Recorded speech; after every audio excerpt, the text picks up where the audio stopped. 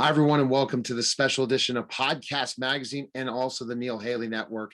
And I'm excited to welcome WNBA star Michelle Snow. I am good and excited to be here. Thanks for having me, Neil. Absolutely. Let's kind of just talk about, did you always want to be a basketball player? Was that what you were growing up you wanted to do? Funny enough, yes, it's kind of it's something I always had a passion, even before there was a WNBA, because they didn't start that until my senior year of high school.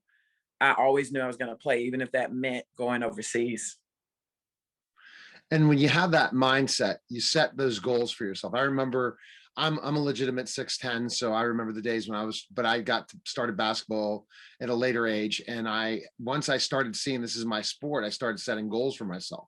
How am I going to be able to play, the varsity level? How am I going to not just be, just coming in at certain points? I got to play with the best people. So when did you kind of have that inkling that this is going to be something you want to do and set up your goals to get to where you want to go? And you were bringing up just playing Europe because you had no idea what that journey would be.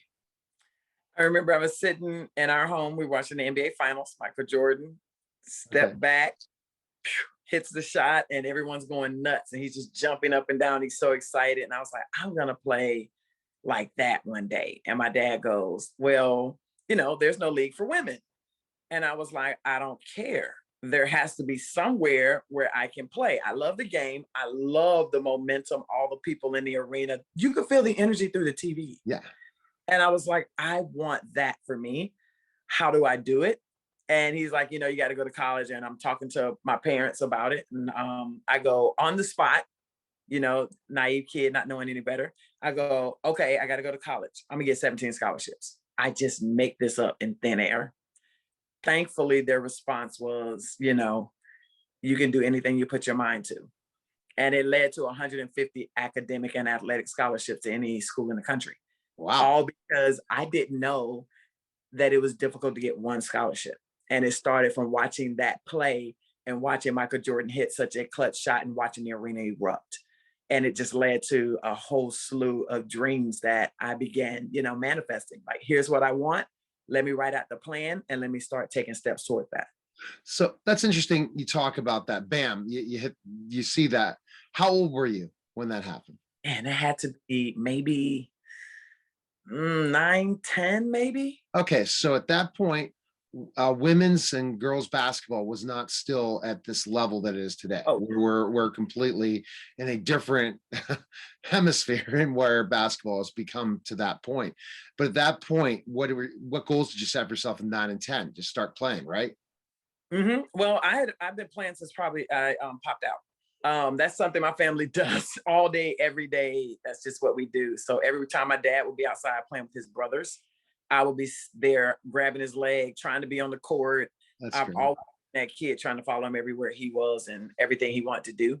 So I'd be out there playing with my uncles, and they would tell me, if you're going to be out here, you're not going to cry, and we're not going to take it easy because you're out here either. And I'd be like, okay. And they would knock me down and see how I would react, and then help me up, be like, no crying, okay? And I give them a lot of credit for why I got as far as I did, because playing them was so much tougher. I see a female in front of me and I'm just like, sweetie, you don't have a chance. I've been doing this against grown men since I was itty bitty. Wow. And where did you grow up? Pensacola, Florida, very small town in the Panhandle. Okay. So lots of talent comes out of that area. I think because there's not much to do. So everyone kind of commits to their sports.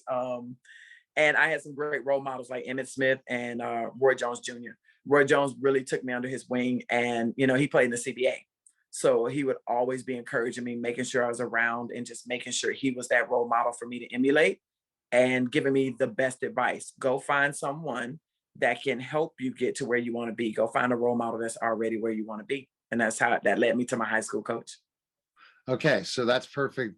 So at the point, were you one of the best players before going to high school, would you say, as a basketball player? Yes. So in my city, but I mean, it's middle school, so it's not like you're doing AAUs. You're not on the map yet. Right. Were you doing AAUs at that point? No, didn't even know about AAUs. Okay. So, small town, I tell people, like, seeing the NBA Finals was huge for me. We grew up without cable. I grew up poor. So Okay. I was unaware of a lot of things. Like Pat was recruiting me and I didn't even know who the heck she was. Like Oh it my was, gosh. Okay. yes, like people were like, what is wrong with you, kid? And I was like, unfortunately, everyone doesn't have access to the things that you take for granted. Yeah, I have no earthly idea. I didn't know anything about the things. exactly. Okay. So high school begins. You said Yep. your role model. Find a Yes. role model. So you other Mhm. professional athletes told you find a role model, Yeah. and you chose your high school basketball coach. Is that different than other stories? I think it is. Oh, I think my story is very different from most people. I actually was going to a high school for kids that wanted to be doctors. My mother was sick, and I wanted, every kid wants to make their mom get better. So that was my dream. I want to become a doctor. And I went over to meet the coach while I was there and interviewing for these different schools for magnet school. And they were telling me she was an All-American. She played at Alabama. She was this, she was that. I was like, oh, I want to meet her. This may be the person I'm looking for. And I walk over to her and I tell her, hey, mind you, I just went from 5'5" to 6'5" in 1 year. So I just had like a huge growth spurt. And I walk Was that over, I'm like, expected? it was crazy. I'm the tallest in my immediate family. Everybody else around 6'2", 6'1", sisters, brothers, everybody. So it's kind of crazy, but I'll take it. It paid off. But I just walked over and introduced myself, told I was going to be a part of the health academy, and that I wanted to play basketball. And she was like, you should be on somebody's team. And she's just looking up, staring at me like, my goodness. And I was like, I don't just want to be on somebody's team. I want to win state. And her reply, I tell it in every speech. She looks at me and goes, you do know our record last year. We were 3-19. And I'm that kid that I don't care about your record. We're going to state. And she just laughs. She laughed me off until we went to state. And I just looked back at her and said, I told you. And I was like, all I need is for you to tell me what to do. I'll do the work. I got 2 military parents. I know that I am more disciplined and I will outwork most people. So what did you learn from your high school coach? Even though your high school coach didn't have the mindset that because you're at an academic school, academic brainiac school, that you could go ahead and do this. I mean, this is amazing. Because so what did your coach teach you? Even though they didn't believe it, you were the one that had the mindset to believe at that age. We're going to States. I So always say crazy stuff. uh-huh. But I can't say that I necessarily like really, really, really believed it. I just know that I would say stuff like 17 scholarships. I just made that up. Like, okay, I'm going to get 17 scholarships, Mom. You're not going to have to pay for me to go to college. I knew my family probably would not be able to do that. And it's interesting because I come from an academic background. My mother's very academic, double major, science. So going into high school with her being sick, I knew like every little bit that we have is going towards her medicine and things like that. So meeting my coach, she was interesting because when she first brought me in, I would always be in her office every single day. And she had all these books that she kept ordering. And all of them was how to coach a post player, post moves for this. She would sign up and be going to these post camps to learn how to coach. And by me watching her move or learn more about coaching big post players, because she'd never had a post, like how many women do you know walking around 6'5"? So watching her invest and learn made me want to invest and learn because she was setting the example. And then she would sit there and teach me what she was learning. Keep your elbows up. Every time you bring your elbows down and you don't protect that ball, I want you to do a sprint up and down. Okay, coach, like whatever she said do, I just did it. And she, like watching her, because she was an All-American guard. She was one of the best shooters. So she was always teaching me the game and teaching me to expand my game.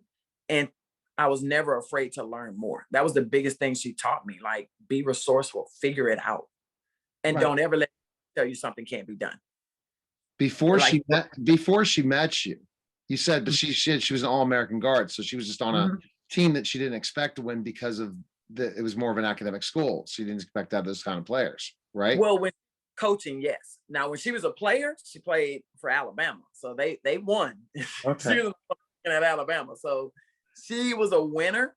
it was just, I think she was just starting her career as the high school coach and coming into that arena. And I didn't know anything about redevelopment, teams going through that phase where you have to, get them to that level. And that's where we were. And I didn't know it. I was just like, I just want to win. I just want to play ball and win. So what was your basic thought process when your coach, I want to know your coach's name just for the article. What is the Oh, coach? What was your coach's name? Allison Davis. Allison Davis. Okay. And just for the record, just for that, having that. And so basically, did she teach you other things as well? You think you said you had a military family, so you really learned the discipline and being academics are important, all those different things. We can tell that same story, but I think of a story of a coach. What did you learn that was not sports related from your coach? Oh my goodness. So many things. Okay. I wrote her a long letter maybe 2 years ago, and I was just like, there were so many things off the court that I watched you do, from watching how hard you worked, how resourceful you were, how you had a growth oriented mindset, always trying to learn and develop yourself personally and being the best version of yourself. She spoke to every kid, the guys, all of us. Like, she has a great relationship with every kid that comes through that school. And she demands the best of you, but she does it with love. Like, she just has a beautiful spirit. I tripped somebody one time in a game. Okay, I wasn't, always the highest character. And I remember she snatched me out of the game so fast. And she was like, it's not about how many points you can score. There's a way that you're going to carry yourself in my presence. And you're representing the school, you're representing your family, and your family will not, they will not accept you acting like that, and I won't sit it down. And I was so hurt. I was like, I mean, what was the big deal? Da, da, da, da. And she just taught me character. She made us do study hall every day to make sure our grades were good. Like, she was like, academics was a priority. That's not necessarily the case with many sports programs. They don't care about anything outside of that court or that field that you're on. And she did. She made it very clear. Your parents are about academics. I'm about it. Everyone on this team is going to be academically sound. She made sure we went out to events and restaurants and taught us etiquette. And I just got to watch her going through different processes of how to run a team, which is a business. And that was like my first kind of glimpse inside of business outside of my parents, and watching her. And I was like, you really taught me a lot when my mom couldn't be around just because she was bedridden, Oh on yeah. just carry myself. Wow. Okay, so you were mentioning something about, now let's talk about the recruiting process. Let's talk about, you made it to the States. Did you win the States or just made it? Yeah, undefeated. Did other people join you, or was it your all-star, how you made the team great, like a Michael Jordan made other players great? No, actually, the year I came in, we had twins come in, 6'2", 6'3", another young lady 6'1", and another one at 6 feet. And all of us were like those crazy athletes that are always in the gym, that are always working out. Like, I mean, we just kind of meshed. And it was interesting because now she had all these tall players that she had to put together and create a team with. And some of us, like, I was 5'5", so I was the point guard before. So I understood how to dribble. I knew a lot of things that maybe most post players couldn't do. I was definitely before my time, because I would pull up and shoot from the outside, shoot the three, and it would drive her bonkers. Because back then it was the cornbread post, sit on the block, don't move. So it was interesting watching all of us play together and around each other and mesh. And then, honestly, it was a lot of hard work. The biggest thing was 5 miles every morning. That was her thing. You're going to run 5 miles every morning, and you better not stop. I don't care if you run slow. I don't care if you run fast. You just better not stop. And there was little things like that that brought us to that state championship. We were in far better shape than most people. We didn't necessarily have the best shooters. We just outran you and got layups. And we were going to out rebound you. And we were going to fight and have heart and play hard for each other. And that's something she created, was that environment of sisterhood, family. You talked about all the college scholarships you had, academic and also athletic. Tell us about that process. Yeah. Well, that was pretty awesome.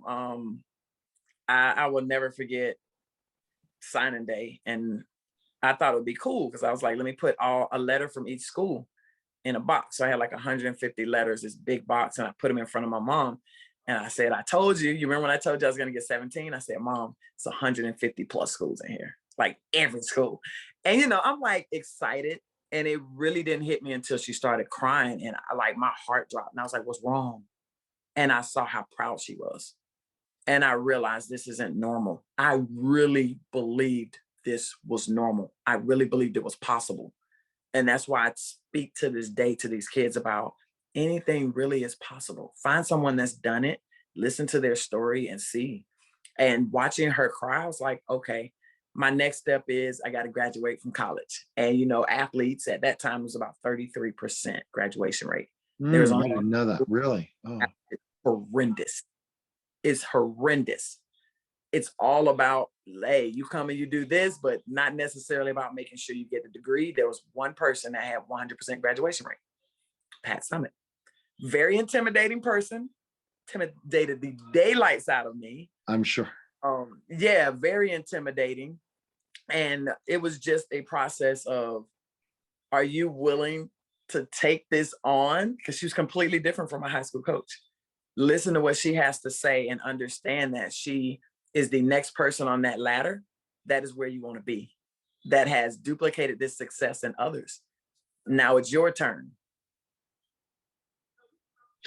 Legendary coach, the Yes. late Pat Summitt, and you look at specifically enough her, right? And just being recruited by her. Tell us that story, any stories of the recruiting, why you chose Tennessee. There's one in particular. It was in the fall. It's close to signing period, my junior year, my senior year, beginning of my senior year. And I've done all of my visits. You know, you take your 5 visits. And it was between Tennessee, North Carolina, University of Florida. University of Florida calls the day before signing. They tell my best friend, we're going to go to Florida together, from Florida. They tell her that if I don't sign, they don't want her. I immediately scratched them off the list. It was really difficult between North Carolina and Tennessee. Very hard choice for me. Sylvia Hatchell's niece played on my high school team. And she found me before every other school in the country, offered me a scholarship my freshman year. Went to her camp every year. You got Sylvia Crawley dunking, you know, they just won the national championship. And Right. mind you, I didn't know about any other school. So for me, this is it. And then you have Pat Summitt. And I go up there and I'm so intimidated because now I'm finding out they just won 3 back-to-back. I'm finding out how big she is. And I'm like, oh my goodness, I was not prepared for this. I'm looking at the arena and she's like, it's packed like this every night. There isn't a seat in the room. This is what you'll get. And then she tells me, if you come here, you have to battle for a spot every single day. And you're going to battle against the best players. And you're going to have to do that every single day. If you do, you will have the exposure to go pro. You just have to show up and do your part. That's intimidating for someone coming from being the big fish in the small pond. Yeah. To really, oh my goodness, they don't need me at all. They got the entire team returning next year, which means, as everyone said, you're not going to play. Why would you go to Tennessee? They're too good. You're not good enough. You're too skinny. And you got all that negative stuff. Thankfully, I'm the type of person that takes that and uses it as fuel. And I was like, okay, I'm probably not going to play, but at least if I go to North Carolina, I know I'm going to play. So I'm torn between these two. And I called Pat and I said, you know what? I think I'm going to sign this spring. I'm not ready to sign in the fall. I just don't know what I want to do. I'm sitting here and I'm talking. I'm saying I'm torn between Tennessee and North Carolina. And Pat tells me, well, if you need to wait until the spring, you won't have a scholarship. We don't want you. Whew, quite humbling. Yeah. Then she tells me, I'll be there tomorrow. And I'm like, yeah, right. She's not coming tomorrow. Whatever. So I get to school the next day and there's this long sidewalk that leads up to the school. It's probably about the length of a football field from the street to the school. And you can see her standing and you know those blue eyes where she stares through you. She's staring at me and she's like, sit your down. And I'm just sitting there like, okay. I'm not really gonna mess with this. Let me sit down, see what she has to say. She takes out a piece of paper and a pen, folds the paper in half, draws a line down the center of it. She puts Tennessee, North Carolina. She puts one national championship. Then she puts two, marks it out. We're gonna win this year. Three. Whoa, first off, you're quite confident. And I'm like, wow. Then she goes, Olympians. I think it was like 3 or 5, 18. And she's writing the numbers down and comparing graduation rate, 100%, whatever North Carolina was. When I tell you the numbers, she was like, now based on these numbers, you told me you wanted to be one of the best. If you do, I don't understand why you're indecisive. It makes no sense. Shoves the paper in my chest and walks off. It says, sign the papers or go to North Carolina. I'm talking about the chills. I go straight to my coach's office. Let me tell you what just happened. And she's just like, well, I mean, it is Pat Summitt. And I was like, well, who is that? I don't understand why she's like this. I don't think I can handle her. Blah, blah, blah. Long story short, best decision I ever made. Absolutely. The hardest decision, some of the hardest times I've ever had to go through, but the best decision I made was to learn to be comfortable in uncomfortable situations. And that's something that's carried me through my entire life. Wow. So getting out of your comfort zone, that's what Pat Summitt taught you. Definitely. She took me from a shy kid that wouldn't look people in the eye if I didn't know you.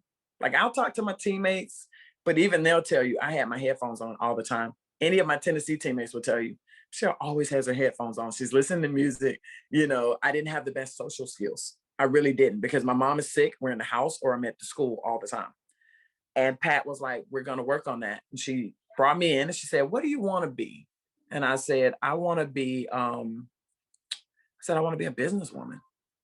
And she started telling me about the real estate. She told me about speaking for the FBI and all the things she did. And she was like, I'm going to be honest with you. You're going to hate me for the next 4 years, but I promise you it's going to pay off. And it was difficult. She would make me get up in front of all 10,000 people and speak. She would make me say the prayers if we had an event. She was always putting me on the spot and forcing me. You know those sweat pockets you get? Yeah. I would start wearing all white so that you could see it, because it would be just sweat everywhere. I'd be shaking. And even now, I still get those sweat pockets, but I'm comfortable. And I can do this interview now without looking down or trying to find somewhere else to look. Right. The things that the character, she builds that character and builds you into someone that's going to be successful outside of basketball. Exactly. And yesterday was her birthday, her heavenly birthday. Oh my gosh. So I guess we talked a lot about Pat Summitt. What did you accomplish at Tennessee? Then we'll get right to the end, WNBA career as quick as we can, and then we jump right into the podcast. So we've had some great stories, but we'll just continue to try so we can close it out soon. But this is such a great interview. Wow, you could have 3 parts to it. So what were your biggest accomplishments in Tennessee? I think hands down, people are gonna say the first woman to dunk 3 times in a collegiate game. Doing it on national television was probably the biggest accomplishment. And the response from the fans, that energy that I saw during Jordan's game, like watching the arena erupt, watching my teammates go nuts. And to be told by Pat, nice steal, not nice dunk, nice steal. And she's the best at pushing the right triggers to get the best out of you. But that was probably one of the best moments. And then being able to do that continuously, I think it brings the fans along on the journey. And for me, that was the biggest part, because that's what made me want to play, was watching how Jordan took people on a journey. So did you guys win a national championship when you played for him? We had 2 finals, lost in both. And I tell people I now have that lifetime chip on my shoulder. Love my UConn players. They're great people, absolutely great friends now. But it always left that chip on my shoulder to never stop, to never quit giving everything that you got, because you may only get one opportunity. Most people never made finals. I made it twice and still just never closed it out. And that was one of the hardest things for me, is to walk out of Tennessee and not have that ring. At the same time, I mean, 4 SEC championships, all the different things that we were able to do. There were so many other things that I wouldn't have gotten anywhere else either. And the opportunity to play pro. That was the biggest part, is the exposure, to get the income, to be able to make things better for my family. That was my number one goal. WNBA career, biggest highlights. Wow. I can think of a few. I mean, I think for me, the biggest part was my family, like my mom, as sick as she was, her being able to be brought up to the draft in New York, to see her kid get drafted, and just to see those tears of joy, the happiness, the pride, to be able to have her come out to games, and the other players come over and make sure, they speak to her. They gave her autographs, like Lisa Leslie. There were players who really went out of their way to make my mom feel special. And for me, off the court, but that was the biggest and most important part for me, was to see the person who believed in me the most and that gave me that positive reinforcement, be able to be a part of it before she passed. Okay. In WNBA career, kind of highlight some of the things, like teams you played for, things like that, for our listeners. 4-time national champs. That was fun, playing for Van Chancellor. He's my absolute favorite coach. I tell you, that accent just gets me every time. But playing for him was the best thing that happened, because at Tennessee, I was on the block and I kept telling people, I want to play outside. I'm used to playing outside. And everyone's like, post players don't do that. And Van was like, well, Cheryl's double team, Tina's double team. Well, take it then, take it bigger. And he just let me play. And no one could guard me, because the post players were too big, too slow. And I would just pass it in, they pass it back, I bring it up the floor. Or I could shoot from the outside, so you were forced to come out. If you came out, I blew by you because you were too slow. It was a constant mismatch, but it also was an opportunity for people to finally see my individual game and how well it was. But I was before my time, well before my time, because that's all you see now. Right. The European style finally came to the US, for sure. Absolutely. I'm glad it did. So the big guys could shoot from outside when we were told always stay inside. All right. So I guess talking about entrepreneur mindset before we get to the podcast. Tell us some of the things, that current projects you have going on that I was hearing from James was telling me about as well, what you're doing. You're really doing some big things. Real estate is one of the biggest things. I've been doing that my entire professional career. And that was a great place to park my money, where it would be able to get that interest, that compound interest, and grow, and allow me to continue to allow my money to grow. Other things, speaking is really big for me. Going in and being a representation of what is possible in my community, a community where there's a lot of athletes, but they're men. To be that woman that comes in and says anything is possible, that can show them, like, they'll see the cars and the crazy stuff or what you're wearing, and I'll make sure they understand. Kids, I started in a trailer park with holes in my shoes, being bullied and picked on because I didn't get in. And it's being able to show them that, tell them that story, and take them on that journey, and watching them light up like they see that it's possible. That's the best part for me, is being able to speak and do that. And then the other thing is, I do a lot of business advising for people who are starting their companies, teach them how to do it. And I'm a product manager at Nike. So I was a Nike athlete, and then they did this program where you could come in and learn the global business. And I was like, wait a minute, if I go in and learn from Nike, my real estate company, the business advisement, all of this other stuff is going to blow up, because that's a global company that knows what they're doing, and they know how to adapt to change, which is huge. Awesome. All right. So how did you meet James Scott, and how did doing this Across the Pond WNBA podcast? Tell me about that. Yeah. And introduced us. I guess he reached out to her about doing it. She was like, I'm way too busy, can't do it, blah, blah, blah. And she sent a message to me, and I was like, of course, I'm down for it. Like, what's the concept? What's going on? I got on the phone, talked to him, understood what was going on over in Australia, his family, his passions, why he started the project. And I was like, man, I'm in. Let's do this. Awesome. And so tell us a little about what the podcast is about and how you guys are gonna do it. Well, it's going to be about really having features and focus on the WNBA, but not just during the season, because most people don't know this, but you play 4 or 5 months here in the States in the WNBA. A lot of those players careers overseas in the off season. And I'll tell you, I did 16 years, 14 of them concurrent. So doing them together. And then it's so many stories that are outside of the WNBA. It allows you to get to know the players personally. I think that builds the brand, that builds the players' brand, creates endorsements and sponsorships. And when you have those, I think the entire league as a whole grows. And that's what we want to do, is be able to give them a platform and a stage to tell their stories and allow fans to get to know them. I promise you, you're going to love them. Yes, because you're going to line up some interesting people, right? Absolutely. Everyone has an amazing story. They do. And to highlight the WNBA in a way and then get James's perspective from across the pond, just understand his love for American sports is awesome. I think it's a great thing, and you'll have a great tandem to go with. But just to know those stories, like stories I've been telling. I mean, I could talk to you for hours just on just a couple things, just on Pat Summitt alone, and some of the things you talked about. When are you writing your book? That's what I'm asking.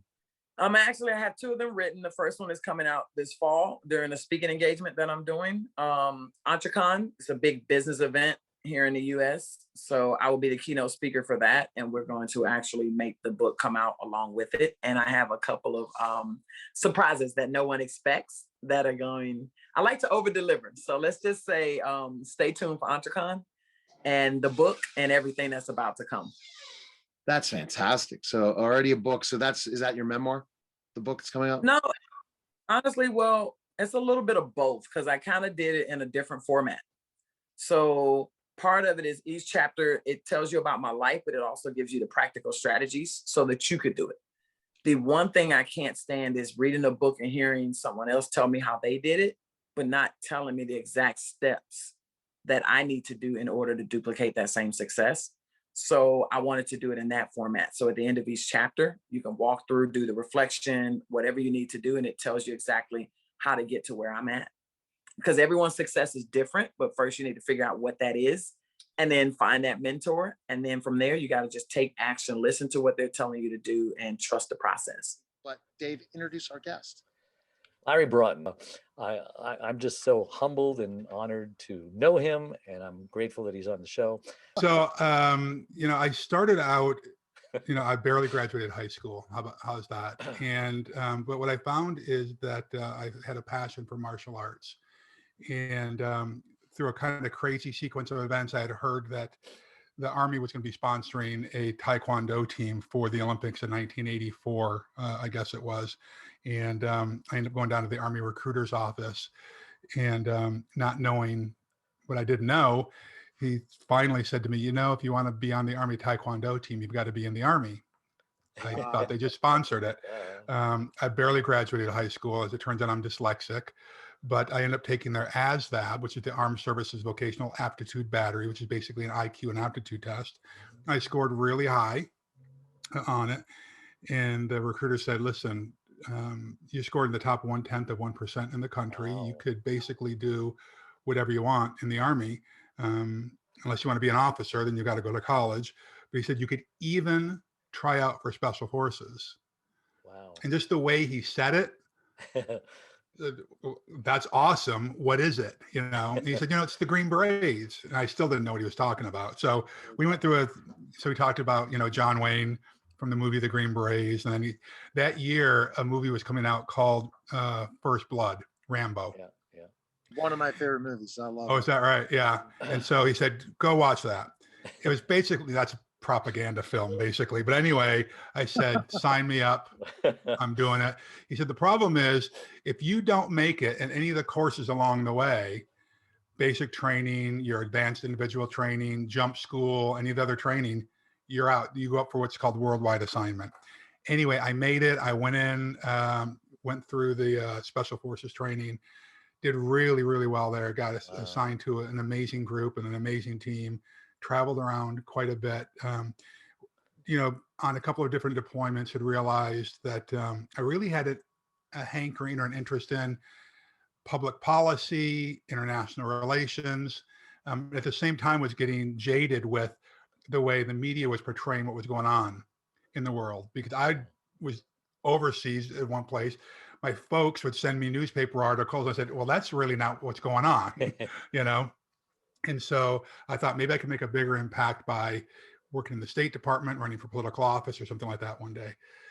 My first job out of the military was at a night auditor at a little no-tell motel in San Francisco. I went in 11 o'clock at night, got off at 8 or 7 in the morning. And this is in the Tenderloin, which is basically a ghetto area in San Francisco. And after being there for a few months, an investment group came in to buy the place and renovate it and turn it into one of the first boutique hotels in the country. Wow. To make a very long story short, I ended up falling in love with the hotel industry, at the same time falling out of love with the idea of running for political office, because I'd worked on several campaigns on both sides of the aisle and realized they're a bunch of idiots. They're a bunch of idiots. And I don't have thick enough skin for it. And what I loved about the hotel industry is that it just really let me exercise a lot of my strengths and interests in leadership, team building, marketing, finance, real estate, you name it. Dave, you know, from running your business, you're not just own gas stations. I mean, there's a lot of details that go into owning a business, right? Yeah. So in a 14-year period, we picked up about 14 hotels in the San Francisco area. And it was the late 90s at that point, and I had realized, although I became a partner in that company, and although I was the number 2 person in the organization, I was never going to be what I call the primary leader. I was always going to be stuck in a secondary leadership role. Dave, you know me. I'm a CEO type. I'm the top dog. I'm the alpha of the organization. So anyway, so I left and started my own thing. Been 20 years ago now. And so now I've got a hotel company based here in Orange County, California. Wow. We have hotels in Chicago and California. And the last year has been rough, but we're about to go into a pretty expansive growth phase. So that's kind of the thumbnail. And there's been a lot of ups and downs since then. So you cut your teeth a lot in that process, the years to move up the ladder to the second in command at that hotel chain, right? Yeah, and I think it's a classic mistake, Neil, that a lot of folks make who get into the entrepreneurial space is they try to jump right into an industry or an ownership role in an industry where they have zero experience. Oh, wow. And they can't figure out why is it. I've got this great idea to start a restaurant or to do something, and they've got zero experience and can't figure out why are they floundering. And so one of the things I happen to do is write books. And in one of the books I wrote called Victory, I have a section in there called Intel. And I really encourage people, do your homework, do your flipping homework before you launch off into a business in a new industry. Yeah. You're such a ray of hope, Larry, to kids out there who might be dyslexic, who might not have, an education, maybe not even a high school education, that there's still hope for them. There's such a drive today to go to college. Okay, so you go to college. Now you owe some bank $300,000 and you're underground before you even get started. And now you can't get a job and maybe you're working at a hotel. Yeah. Well, I'll say this, Dave, I am a proponent of higher education.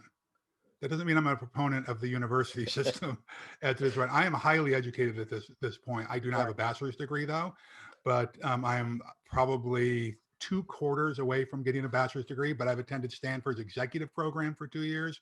And I've done countless reading and seminars and conferences, and I'm dedicated to lifelong learning, right? And you've got to figure it out though, because you're right, Dave, there are a lot of people who, like me, were told, I'll give you 2 quick examples here. I remember going from 8th grade into high school, right? And going to meet with the new high school guidance counselor. And I remember she sat me down and said, okay, now what do you want to be when you grow up? Basically, what do you want to study? We love that one, right? Yeah. And I told her, well, I want to be a veterinarian. And she literally looked at me and chuckled and said, honey, you're not smart enough to be a veterinarian. Oh my. All right. So when you have an authority figure tell you, who's supposedly like a guidance counselor, honey, you're not smart enough. Exactly. Guess what? You own that. I'm not smart enough. Exactly. Right? And so, Dave, I think you're right. There's got to be people out there who are not afraid to talk about failures and people telling them that they're never going to make it. Yeah. I didn't have any of those kind of real role models growing up. I didn't know anybody who was talking about, hey, you want to be successful, you're gonna have to fail a lot along the way. I think it's easier now, of course, with the internet and all that kind of stuff, but that's kind of a quick example of, Dave, that I think that I do recognize that whether I like it or not, whether I realize it or not, people are watching me. Yeah. And we all need to be aware of that. And I've got young children, well, not so young anymore, a 19-year-old and a 17-year-old. And believe me, I'm very cognizant that particularly my son watches every move I make, every interaction I make, every phone call I'm on when I'm in the Right. car, he's watching, right? Yeah. So, yes. And so talking about the learning, Yes. I was interested in seeing that. So basically, you're not saying to entrepreneurs, don't start a business, but first get the education, either learn from it or study it, and study what it takes. Do an apprenticeship. You're pretty much your mindset that if you learn, first of all, and I think I kind of did that, Larry, in my business where I worked like as a vice president of operations for a network marketer that wanted to build his brand. And I Mhm. had to do all of the legwork to do in building his brand. Yeah. And I Yeah. learned those things from him before I decided to just do that myself. And see, Yeah. I love that. And teaching the same way, taught in the classroom, then saw, okay, tutoring's more for me. I like working on one-on-one, but I cut my teeth doing that. So you're seeing a lot of times the mistake entrepreneurs make is not willing to learn things before starting them, thinking I can run this, I can understand this, but have never done it themselves. Neil, I see this all the time. Where Dave and I met, so I'm Craig Duswalt has got a mastermind group. I'm one of his trainers, so I'll come in from time to time and do a keynote speech or do a breakout session or whatever for his folks. And so I do that with a lot of trainers, universities, those kind of things. And I always do what we call hot seat sessions, where I'm there, somebody comes up to the room, they share with us their biggest challenge, opportunity, or idea. And oftentimes there will be people who will come up and say, hey, I've got this great business idea. I'm going to use one of the most common ones. It has to do around food and beverage. My grandmother has a barbecue recipe, for instance, or I make a mean chili. And so I'm going to open a restaurant or I'm going to launch a barbecue brand. Okay, tell me your background in F&B, food and beverage. Zip, but they're going to go out and do this, right? Now, I'm not saying that people who have zero experience in an industry are not going to make it. I'm just talking, I'm a data person. I'm always looking at numbers. I can tell Right. you this, the likelihood that you will fail and fail miserably without having experience in those industries is pretty close to 100% likely that you're going to fail. Okay. Now, if that's not a problem for you, great, because you can fail and learn and do it over again, but you have to, at a minimum, you got to have a mentor who's got experience doing this, but I prefer, Neil, go out and get some experience. Like you said, an apprenticeship, crying out loud, go do it, be an intern someplace, be at least go wait tables in a restaurant, be an admin assistant to a restaurant general manager for some period of time, even if it's a side hustle and you're doing it on weekends and at night, get some experience in the industry. Yep. So at least you know the lingo, for crying out loud. Because oftentimes if you're launching a business, the ones that struggle the most are the ones that are bootstrapped and have no financial backing behind them, right? Because you got to have cash reserve. Cash flow. Cash flow is one thing that they don't teach entrepreneurs. No, they talk a lot about profit, but they don't talk cash flow is king. Because you at times you're waiting on clients to pay you. You're waiting on certain people. You need cash flow to keep the business running till you'll get that money. But ultimately, those are the things that they just don't explain. That's absolutely right. And then if you're going to go out and raise money from other people, right, investors, it sure would be nice that on your bio and your business plan, when you're talking about why me, that you can say, hey, I've actually worked in the industry. It just makes it a whole lot easier. So that's an important thing. But then the thing they also make a mistake is you do it all your own, then you go out to try to raise money, and yet you can't duplicate the system, because that's what also investors are looking at. If you can't duplicate that, if you died tomorrow, just drop dead, the company would still be working. If that's not the case, you've not created a system then. Neil, you're hitting the nail right on the head. In that book I talked about, it's called Victory. The O is operations and systems. The real value in a business is exactly what you just said. Can it be replicated? If the owner were to walk away from the business, are there operations and systems that are in place that the new buyer comes in, new owner comes in and can just run it without you? If you can do that, then you've got a real business that has some real value. So that's the interesting thing when they teach, and I'll let Dave go back. I'm sorry. You get an entrepreneur like this, Dave, My brain is going. And I'll have Larry back on again to talk about that. The one getting them for free. Like, come on now, I'll take it, right? Yeah. But Yeah.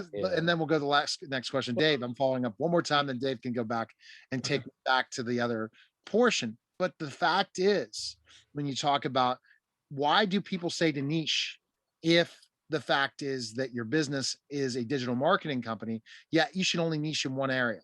I wanted to ask that question to you, and I do digital marketing, but when I go on this platform called Clubhouse, they say you should only niche in one area, like one area, or you can't succeed. Do you believe that or not?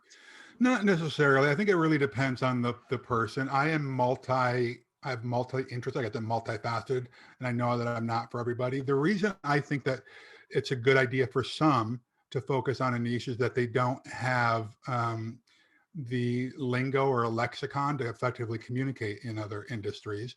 And I'm a big believer in when you grow your business to tap into affinity groups first. Okay. And so what's an affinity group? All right. So let's see here. I was a martial artist. I was in Boy Scouts. I wrestled. I was in the military. I enjoy politics. I can go to those folks and have an immediate emotional connection with them. Like if somebody to say, "Hey, Larry, go talk to golfers," I'd be like deer in a headlight. I wouldn't know how to talk to golfers. I know That's a nothing smart niche way. about golf. And then I'll Yes. get back to that, and we can go to the next Dave's question. So I want to keep more of the topic of your life, not picking your brain. Go, Dave. But see that's what I've told. Yeah, you come on niche down a certain target market, who your target market is. You don't have to niche on services. You have to, No, I agree with you. I agree with you on that. you Yeah. know, like podcasters, authors, Yeah. small business owners. Yeah. That's all I want to focus on. I don't want to focus on the As corporate. long as you can service all of those folks with excellence. That's the new standard in business. Like mediocre and good is good enough is not, that's death in It's today's really- environment. Yeah. Yeah. We should have you on the show again where we just pick your brain on entrepreneurial things. I know leadership is a big thing for you. Mhm. So we'll talk about right now the debate, the great debate. Are entrepreneurs born or are they made? Because maybe you're just somebody who needs to punch a clock for the rest of your life and you have that security of the paycheck Yeah. and you can't handle, 2001 where your whole industry almost went extinct like you did. Share some of the qualities, shall we say, or entrepreneurial skills that made you sit here today and be a survivor and Yeah. not one of the casualties. Yeah, that's a great way to put it. So one of the things that why I love the entrepreneurial arena is that it is just that. It is an arena. Yeah. I love Teddy Roosevelt's the segment from his speech called was it Citizens in the Republic or something like that, where it's the man in the arena quote, where he talks about basically you have to have a warrior spirit, that it's not the person who just points out, hey, you stumbled there. The person who really counts is the person who's in the arena getting bloodied and marred and, kicked in the teeth. You got to have a warrior spirit if you're going to be a successful entrepreneur. So are they born or versus are they made? I think anyone can learn, Dave, the nuts and bolts, the data points of business. That's an easy thing. The Right. hard thing is, do you have the a few things? Do you have a tenacious spirit? Right. And I'm not talking about the never, never, never quit. I'm not a believer in never, never, never quit. I think that there are too many people who've driven their life and their families right off a cliff because they didn't quit. To me, there's a difference between quitting and saying enough is enough. Quitting is if I have not exhausted all avenues, if I've not really given 100%. If you've not done that, then yeah, give 100%, exhaust all the avenues, and then say, enough is enough. I've done this too hard, too much. I mean, I don't have any other avenues. But I think tenacity eats talent for lunch is one of my mantras. There are a lot of talented people out there, but when the going gets tough, they surrender. Yep. So that's a mindset thing, right? You've got to have a warrior mentality if you want to be successful in the entrepreneurial arena. that is not, I don't think you're born with that. I think that through life's circumstances and events, you get kicked around enough, you get bloodied enough, you have enough crises and you face enough adversity and you start realizing, hey, there's actually opportunity in getting punched in the face as a kid. Because I learned, I talk to my son about this all the time. I think that and this is going to piss some of your listeners off probably. I think that every young man needs to be in at least 2 fights in their life. One where they beat somebody up, where they learn that there's real responsibility in that, but they also learn what it feels like to be a good victor. But they need to get the snot kicked out of them once in a while too, to learn humility, right? Yeah. And Neil's a wrestler. I'm sure you did both of those. Pro Yes. wrestling, even though it was staged, I've beaten the heck out of people because Yeah. they just messed up a match, and I got my teeth kicked in. Yeah. Or I messed up on something, and they broke a chair over my head, or Oh, they roughed me up bad. So yeah. Yeah. or I've roughed Yeah. someone up, and they've roughed me up. Yeah. And even if it's not the physical thing, I think that people need to have real failures in their life because they learn that they can overcome these things. Right. So that's one of the things, Dave, but also, I mean, there's tons of lessons I can share with you on this stuff, but I think that facing adversity and just having a mindset that good things are going to come from this if I make them good things. Because I could easily, a year ago, I could have easily curled up in the fetal position and just let life happen to me and close the doors like a lot of hoteliers did. Yeah, definitely, you could have. Yeah. Well, I got a letter from you or an email, whatever it was, I don't know, in March or so, just when this started. Right. And you were just saying, hey, things are pretty rough. I've exhausted all my avenues and it's humbling for me to say what I'm about to say. But go ahead and Right. share what that letter was in. Yeah, I don't remember the details. I probably blocked it out for good reason. But I'll preface it with this. The average business in the US has 29 days of cash flow. True. Let that sink in first. 29 days of cash flow, the average business, which means a lot of them don't have that much. Now, we generally would carry about 75 days of cash flow. And I just knew when this, again, I'm just kind of a student of public policy. I knew that the crap that we were being fed back in March of last year, that this is going to be quick. We just need to flatten the curve and we're all going to be out of this. I knew that once this started, this was going to be a long, hard road. Yes. I knew it was going to be miserable. And I just knew because a light switch happened. We went from February of 2020 having a record year. And as an industry, not just our company, but our company too. February is a record month, right? To March, it's like they turned off a light switch where revenue was cut by 100%. What business ever budgets for a 100% drop in revenue? Most of us will, we'll have contingencies. We'll say, okay, what could it possibly be off this year? 20%? Nah, it's not going to be off 20%. Nobody ever does that, but for it to drop by 100%. And so, Dave, I knew that that with my line of credit and with everything else going on, that I predicted that this was going to go on through the end of the year and that there's probably going to be about a $350,000 shortfall just for the management company. And I'm not talking about the hotels, because I had a different way to fund those. I'm talking about just our management company, right? And so I talked to my mentor and my board of advisors and said, listen, and by the way, this included me not taking a salary, okay? Because I said, I'm not going to ask my team members to take pay cuts to be furloughed if I'm going to stay on salary. So I haven't taken a paycheck since February, the last payroll. Oh gosh. In February of last year. So now what month are we in? Is that month number 14 or 15? Right? Wow. So there's that. We ended up, I think from the peak in February to the bottom, I think there was about 80% of our workforce was either furloughed or laid off. That last part of March into early April, 100% drop in revenue. And it averaged out to be about a 70% drop in revenue for the year.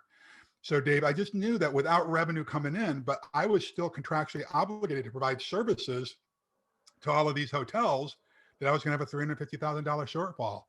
And I didn't panic, but I was very nervous. And so I just did basically a public plea and said, hey, friends and family, I know that we're not all in the same boat, because we're not, but we're all in the same storm. And if you've got it in your heart, I've got this, I'm expecting a $350,000 shortfall. And if you want, I would really feel blessed if you just help us out a little bit. Now we got a little bit of help from people, not, $350,000, but we got about a tenth of what we had asked for, but that helped. That covered a month of shortfalls on the management company. Right. That gave me a little bit of hope. Now we got some haters from that. We could talk about that if you want, but I had CEOs from other companies calling me who were just like in tears, like, can I talk to you? Because I can't talk to anybody else, who were absolutely panicked and would not go public. I had people connecting with me on LinkedIn who said, I wish my CEO would have done this, because my CEO, we haven't seen in weeks. And the first time we saw our CEO, he came in and laid off 60% of our company. Oh my gosh. So based on that experience, are you on the right track before we go to Dave's last question? Yeah, it's been, Neil, it's been a very challenging time, but we had to pivot, of course, and we've been scrambling, and I feel very, very optimistic about our long-term and midterm future. We're developing a fund at this point. Things have turned. I mean, they're not near what they were in 2019, but people are traveling again. Since about Christmas time of last year, we're seeing, it's actually going up. And then March was very strong. April's going to be strong. People aren't paying the average daily rate that they used to pay, but the occupancy is there. So how many hotels do you have, and did you lose any during this storm? Good question. Yeah, we've got 9 in the portfolio at this point. We did lose a couple due to sale. One of them is actually still closed, but we are doing what's called Project Room Key in Los Angeles, where we're actually housing people that are in transition. We are renovating the hotel anyway, adding some, retail to the property. So that kind of helped out with that individual hotel. It's been a humbling experience for the entire industry. And it's one of the things I think is one of the opportunities that's come out of this is that we had some new, younger managers in our organization who'd never been through an economic downturn before, right? And so I was saying earlier, that with crisis and adversity comes opportunity. Well, the opportunity for them, and they were panicked. You could see in their eyes fear, right? And I feel like during times of crisis, the best communication is over communication. And so I just say, hey, we're in this together. I'm going to coach you through this. And they are stronger now than ever. It's like taking a private into combat and you see a couple of firefights, and next thing you know, you're like a grizzled veteran, a couple months later. And that's what this is like. These folks are going to be I'm convinced these young people will be some of our best leaders going forward. Now, there's a reason why what we call the greatest generation was considered the greatest generation. And it's not because they went and fought in World War II, I believe. I'll argue with anybody on this. I believe that the reason that generation is called the greatest generation is because they went through the Great Depression before they went to war. Okay. The reason they were able to go to war and be selfless is they learned during the Great Depression that they needed to be selfless. Great picking your entrepreneurial brain, and best of luck. And if you're not on Clubhouse, you need to be on Clubhouse with me. I am on there, but I'm not active on there, so I will get there. You can follow me, and then your buddy Glenn Morshower is very active on there. I see that. I've heard that. Yes. Yeah. All right. So thanks, guys. Take care. Thanks.